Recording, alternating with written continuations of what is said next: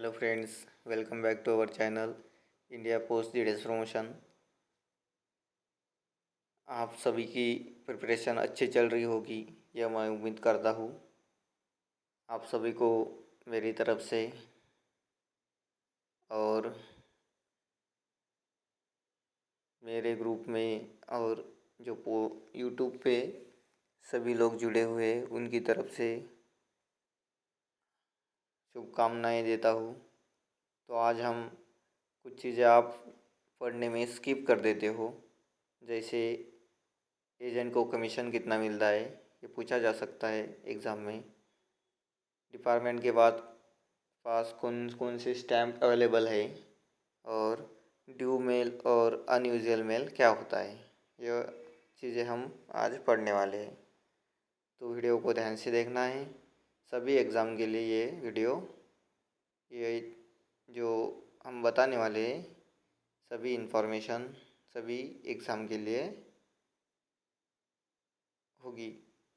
तो हम स्टार्ट करते हैं। फर्स्टली, जो एजेंट होते हैं डिपार्टमेंट में, कुछ एजेंट लोग को एजेंटशिप दी जाती है, जो स्कीम एजेंट के थ्रू खोली जाती है, यानी कि ओपन किया जाता है, तो उनको कमीशन मिलता है। तो वो कमीशन कितना होगा, देखिए। सेविंग अकाउंट अगर खोला है तो उसका कमीशन नील होगा। सेविंग अकाउंट का कमीशन, सेविंग अकाउंट में कमीशन कम मिलेगा, यानी कि नील होगा। उसके बाद saving senior citizen saving scheme, उसके लिए नील होगा। उसके बाद है पब्लिक प्रोविडेंट फंड, उसके लिए भी नील होगा, कोई कमीशन उसको नहीं मिलेगा। उसके बाद सुकन्या समृद्धि अकाउंट, इसके लिए भी कुछ नहीं मिलेगा, यानी कि वहाँ देखो SB senior citizen saving scheme, S SCSS और PPF and Sukanya Samriddhi account, इन चार स्कीम के लिए कोई ये नील रहेंगे, कोई उनको डिपार्टमेंट रेट ऑफ कमीशन यानी कि कमीशन नहीं देगा। SB senior citizen saving scheme, public provident fund और सुकन्या, इनके लिए नहीं है। अभी हमको और स्कीम देखनी है, जो है 0.5% टोटल वैल्यू का 0.5% कमीशन एजेंट को मिलता है। कौन सी स्कीम होगी 0.5% वाली? National saving TD time deposit scheme यानी टीडी, उसके बाद एमआईएस, उसके बाद एनएससी और किसान विकास पत्र। ध्यान में रखना है, टीडी, केवीपी, एनएससी और एमआईएस, ये चार स्कीम के लिए 0.5% क्या मिलता है, कमीशन मिलता है। और सबसे इम्पोर्टेंट है, बार बार एग्ज़ाम में पूछा जाता है, वो है हमारी आरडी स्कीम। आरडी स्कीम के लिए सबसे ज़्यादा 4% का कमीशन दिया जाता है एजेंट को। आपको सिर्फ एजेंट को कमीशन जो आरडी के लिए मिलता है उसको ध्यान में रखना है, उसके ऊपर क्वेश्चन आएगा। नेशनल सेविंग आरडी स्कीम यानी कि रिकरिंग डिपॉजिट के लिए कितना परसेंटेज मिलता है, 4%। यही क्वेश्चन एग्ज़ाम में आएगा। उसके बाद हम देखते हैं अभी ड्यू मेल और अनयूजुअल मेल। आपको कंसेप्ट मालूम होगा, मालूम नहीं होगा तो हम अभी बताने वाले हैं। ड्यू मेल कौन सा होता है, जो डेली डिस्पैच किया जाता है, डेली और रेगुलर इंटरवल पे डिस्पैच किया जाता है, यानी कि भेज दिया जाता है।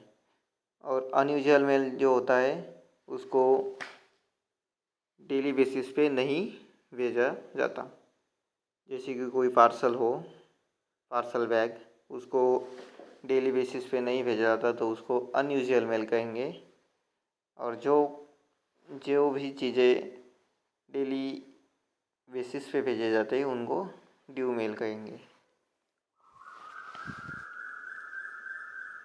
तो आपको सिर्फ यहाँ से कुछ क्वेश्चन आ सकता है, तो वो आ सकता है ड्यू मेल में कौन से मेल आते हैं और अनयूजुअल मेल में कौन सी मेल आती है। तो एग्जांपल देखते हैं हम। ड्यू मेल में आती है मेल बैग, ध्यान में रखना है मेल बैग। उसके बाद ट्रांसिट बैग,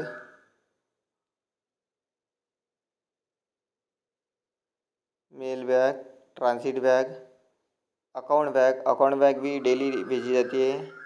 ब्रांच ऑफिस की बैग, ब्रांच ऑफिस बैग भी वो बैग बोलते हैं उसको, वो भी डेली भेजी जाती है। रजिस्टर पैकेट जो प्रिस्क्राइब होगा वो भी डेली बेसिस पे भेजा जाता है। रजिस्टर बैग NT-TD मेल में जो TD NTD बैग्स आते हैं वो भी डेली बेसिस पे भेजे जाते हैं। Unregister first class TD NTD bags, जो unregister first class TD NTD bags रहेंगे वो भी डेली बेसिस पे भेजी जाती है, उसको ड्यू मेल कहेंगे। और अनयूजुअल मेल किसको कहेंगे? पार्सल बैग को, पैकेट बैग को, camp bag, special bag, register packet bag that not subscribe, उसको अनयूजुअल मेल कहा जाता है। इससे रिलेटेड क्वेश्चन एग्ज़ाम में आ सकता है, ड्यू मेल और अनयूजुअल मेल। एग्ज़ाम में पूछा गया क्वेश्चन होगा है ट्रांजिट बैग। ट्रांजिट बैग कौन सी बैग होगी, ये पूछा गया था। ट्रांजिट बैग के बारे में पूछा गया था, तो आपको ये ध्यान में रखना है, ड्यू मेल और अनयूजुअल मेल। उसके बाद कुछ एब्रीवेशंस दिए हुए हैं और उसके कंटेंट्स दिए हुए हैं। बैग में कौन से बैग में क्या जाता है, क्या भेजा जाता है, ये दिया है। तो अकाउंट बैग का एब्रीवेशन होगा A, जो लेबल पे लेंगे A। अकाउंट बैग में क्या जाएगा? Accounting document and cash bag. आपको क्वेश्चन आता है कैश बैग किस बैग में भेजा जाता है, ये क्वेश्चन आपका सॉल्व हो गया है। यहाँ पे अकाउंट बैग में आपका कैश बैग जाता है। उसके बाद आता है ब्रांच ऑफिस बैग, उसको B से डिनोट करते हैं। उसमें accounting document of BO, unaccountable and accountable mail, cash bag with और विदाउट कैश। जो ब्रांच ऑफिस बैग रहेगी वो ब्रांच ऑफिस के रिलेटेड रहेगी। जो भी डॉक्यूमेंट्स रहेंगे, अनअकाउंटेबल अकाउंटेबल मेल रहेगी, उसको कैश बैग, उसको अकाउंट बैग में ब्रांच ऑफिस बैग में भेजा जाएगा, जिसमें कैश भी होगी और कैश नहीं भी होगी। नेक्स्ट है लेटर बैग, उसको डिनोट किया जाता है L से। लेटर बैग में जो अनरजिस्टर्ड फर्स्ट क्लास मेल रहते हैं उसको भेजा जाता है। लेटर बैग में अनरजिस्टर्ड फर्स्ट क्लास मेल, ये लेटर बैग L बैग आपने अगर काम किया होगा पोस्ट ऑफिस में, MTS में, तो L बैग आपको मालूम होगी। नहीं मालूम तो आप जान लीजिए। जो भी अनरजिस्टर्ड फर्स्ट क्लास मेल हम लेटर बॉक्स से लाते हैं उसको L बैग तैयार करके SMS भेज देते हैं। उसके बाद है mail bag without PL list. Mail bag without PL list यानी पार्सल लिस्ट।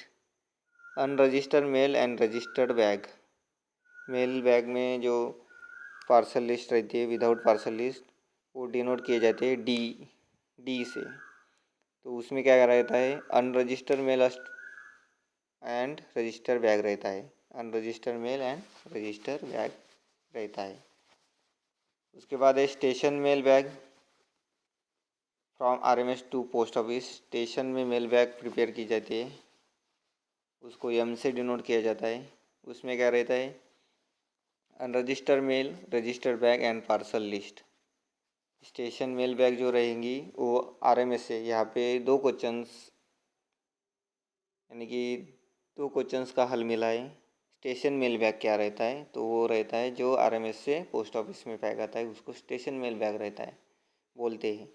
और उसमें क्या क्या चीज़ें रहती है? अनरजिस्टर्ड मेल, रजिस्टर्ड बैग और पार्सल लिस्ट, ये भेजा जाता है मेल बैग में। उसके बाद है sorting mail bag from SPO to RMS। Sorting mail bag जो रहेगी उसको डिनोट किया जाता है यस से। और उसमें क्या रहता है, सॉर्टिंग मेल बैग कहाँ से कहाँ भेजी जाएगी, पोस्ट ऑफिस से आरएमएस भेजी जाएगी। तो उसमें रहेंगे unregistered mail, registered bag and parcel list, सब वही चीज़ें रहेंगी। उसके बाद है पैकेट बैग। पैकेट बैग को डिनोट किए जाते हैं PKT से। जो हमारी एम्प्टी कैनवास बैग रहती है, एम्प्टी बैगेज रहती है, उसको पैकेट बैग कहा जाता है। उसके बाद है रजिस्टर बैग, जो डिनोट किया जाता है उसको R से। उसमें कंटेंट रहेंगे register and VP letters, INS envelope and EMO bundles. ये आपको ध्यान में रखना है। रजिस्टर बैग में क्या क्या कंटेंट रहेंगे, रजिस्टर एंड VP लेटर्स रहेंगे, वैल्यू पेबल लेटर्स, एनवलप्स रहेंगे, INS एनवलप्स, और EMO bundle, money order bundles रहेंगे रजिस्टर बैग में। उसके बाद है रजिस्टर पैकेट बैग, उसको RP डिनोट किया जाता है, जिसमें क्या रहेंगे second class register and VP packets रहेंगे रजिस्टर पैकेट बैग में। रजिस्टर बैग में क्या रहेगा, रजिस्टर एंड VP लेटर्स, इसमें क्या है second class register and VP packets रहेंगे। उसके बाद है ट्रांजिट बैग, TB बैग के बारे में सुना होगा आपने। TB several bags with a copy of male list. TB में क्या होता है, सेवरल बैग भेजी जाती है, उसको ट्रांजिट बैग कहा जाता है। समझो तुम्हारा BO होगा और उससे नज़दीक दूसरे BO होंगे, तो ये जो BO रहेंगे वो एक ही रूट पे आते हैं, रूट पे आएंगे, तो उसको जो बैग भेजी जाएंगी वो TB के रूप में भेजी जाएंगी, तो उसको ट्रांजिट बैग कहते हैं। और एक बैग में ज़्यादा बैग भेजी जाती है, उसको मेल लिस्ट दी जाती है उसके साथ, उसके क्या कहते हैं, ट्रांजिट बैग। इसके ऊपर क्वेश्चन एग्ज़ाम में आया था ट्रांजिट बैग के बारे में। उसके बाद है स्पीड पोस्ट बैग, उसको डिनोट किया जाता है SP से, उसमें स्पीड पोस्ट आर्टिकल रहेंगे। उसके बाद है स्पेशल बैग, उसको डिनोट किया जाएगा स्पेशल नाम देके, स्पेशल ऐसा लिखा होता है उसके ऊपर, स्पेशल।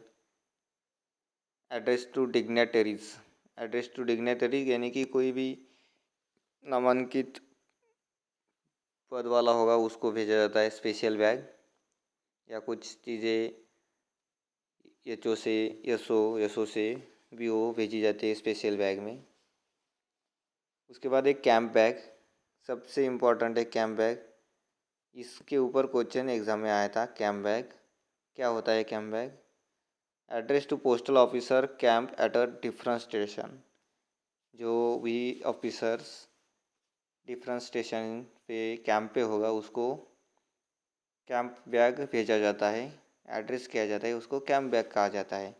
एग्ज़ाम में क्वेश्चन आया था कि वो कौन से बैग को कैंप बैग कहा जाएगा, तो उसमें था address to postal officer who is at camp, जो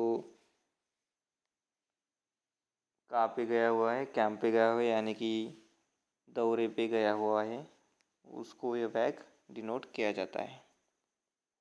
उसके बाद है TD बैग्स, उसको TD से डिनोट किया जाता है।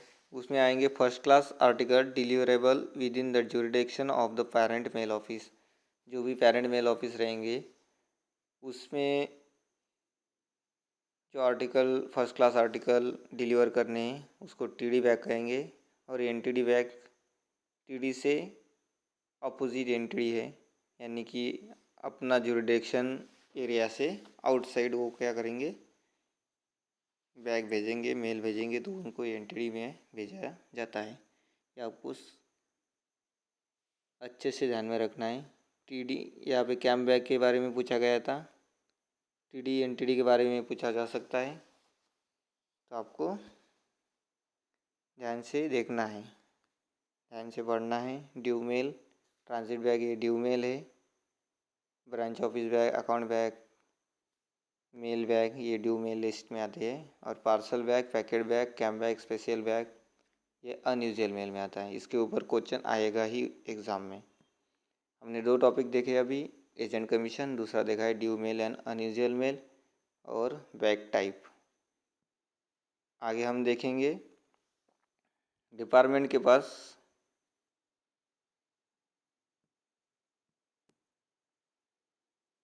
कौन से सील्स होते हैं, स्टैम्प्स होते हैं, इक्विपमेंट्स। आप सभी ने स्टैम्प्स तो देखे ही होंगे। डेट स्टैम्प देखा होगा,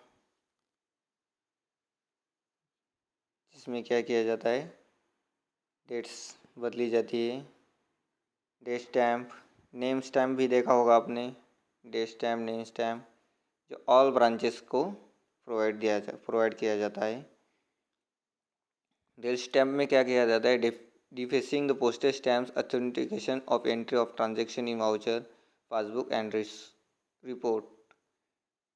जो डेट स्टैम्प रहेगा उससे क्या किया जाता है, जो पोस्टेज रहता है लेटर पे उसको डिफेस किया जाता है, और ट्रांजैक्शन जो रहेंगे एसबी, आरडी, कुछ भी सेविंग रिलेटेड जो ट्रांजैक्शन वाउचर रहेंगे, पासबुक रहेंगे, उसके ऊपर डेट स्टैम्प होना ज़रूरी है। Postal assistant of concert branch, जो भी पोस्टल असिस्टेंट रहेगा उसके पास वो स्टैम्प रहेगा। नेम स्टैम्प वो भी ऑल ब्रांच को दिया जाता है। नेम स्टैम्प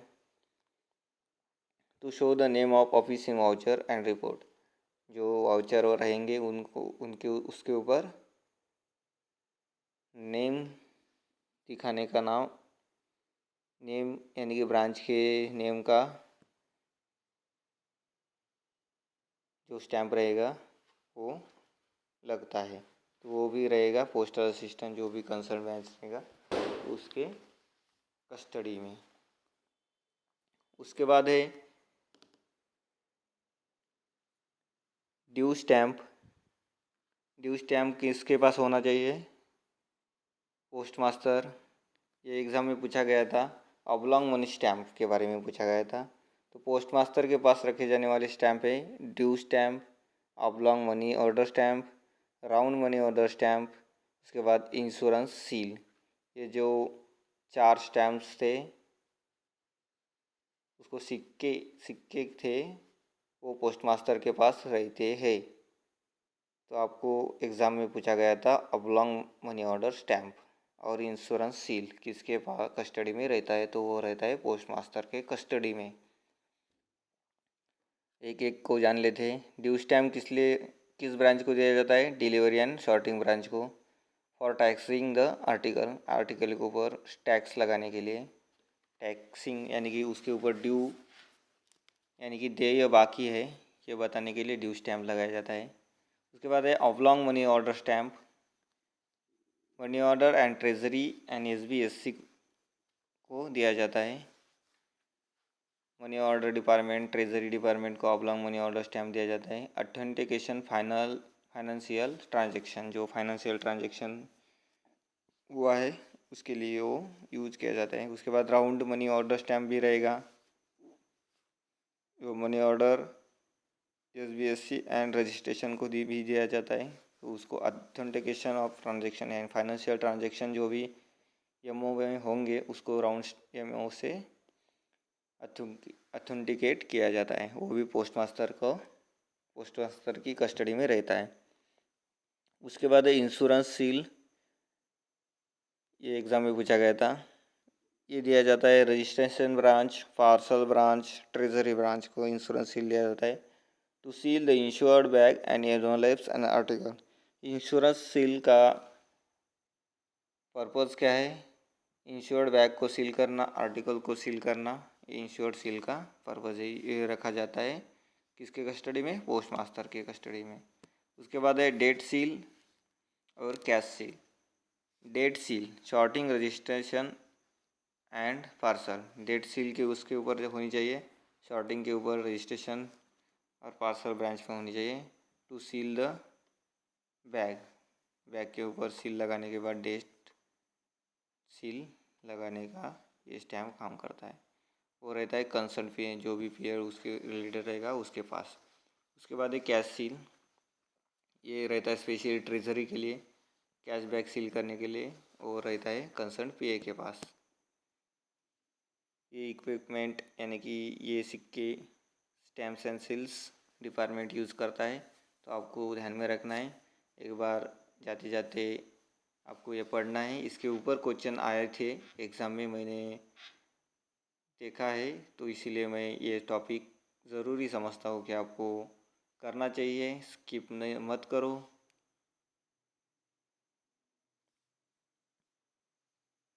तो हम बता देते हैं यहाँ से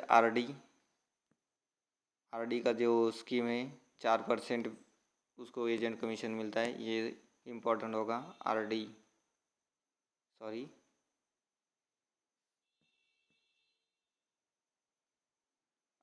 इम्पोर्टेंट होगा 4%। यहाँ से इम्पोर्टेंट होगा आपको कैंप बैग, स्पेशल बैग दोनों इम्पोर्टेंट होंगे। उसके बाद ट्रांजिट बैग भी इम्पोर्टेंट होगी। और ये चार्ट आपको ध्यान में रखना है, चार्ट भी ये इम्पोर्टेंट होगा। उसके बाद है इंश्योरेंस सीड, ये दोनों stamp, oblong money order stamp and round stamp, ये इम्पोर्टेंट होंगे। तो उम्मीद करता हूँ कि आपको ये लेक्चर समझ में आया होगा और अच्छे से आपकी प्रिपरेशन होगी। आपको कुछ इसके रिलेटेड डाउट रहते हैं तो पूछ लीजिए। आपको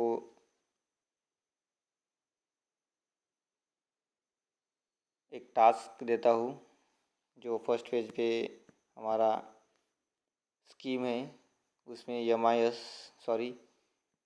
महिला सम्मान सेविंग स्कीम MSSC, इसके लिए कितना